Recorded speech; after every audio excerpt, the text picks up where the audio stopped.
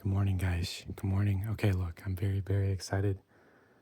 Last night I was having Kawasaki dreams. Yesterday, before going to bed, my sons and I finished this bad boy, this Ninja H2R. Okay, I don't know why I'm doing that with my voice, other than I hope one day maybe I could be the voice of Batman in the Lego films. Look, I think Lego just doesn't realize they're sitting on a gold mine. Or what I'd like to believe is they really want you to dream about these bikes. They want you to have Kawasaki dreams. You know, no offense to Harley, but can you build your actually you can. I owned one of, but it was smaller and I don't think it was a Technics. And they didn't brand it. It didn't say like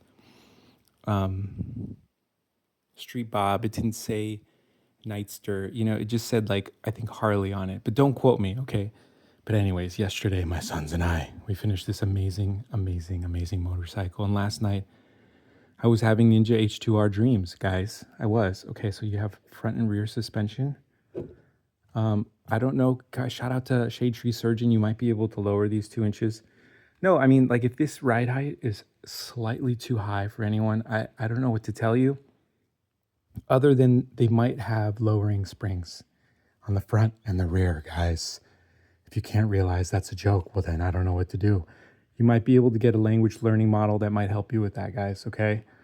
No, I realize people are using language learning models to search the internet for them. And I say, well, what happened to like, I don't know, that thing slightly above your eyeballs? Some people call it a brain. I think it's good for research purposes. That's just my opinion, guys. Okay, that was a joke. Okay, so look, this is supposed to be first gear. Okay, you got first gear. Look at that. Oops, hold on. Is the kickstand in the way? No, it's not. No. Okay, hold on. Okay, there. Neutral. Look, neutral. Second gear, guys. This is sweet. So shout out to my dreams. Shout out to my Kawasaki dreams. I hope one day I might be able to own this bike. You know, sometimes people tell you, I know a lot of people pigeon this idea that you get tired or you just get tired of like a 250 and then you need to go to a 400. And I think being tired of something is more to do with a lack of appreciation. That's just my opinion. Every motorcycle, every car that I've ever owned, I've appreciated. I have greatly, immensely. I never lost, you know, I had a WRX. I never pushed that car to the limit. I didn't. It was like my baby. So shout out to anyone who owns that car. The same with my 370Z. You know, I had long tube headers installed with a custom exhaust. That car was making, I think, 333 at the wheels.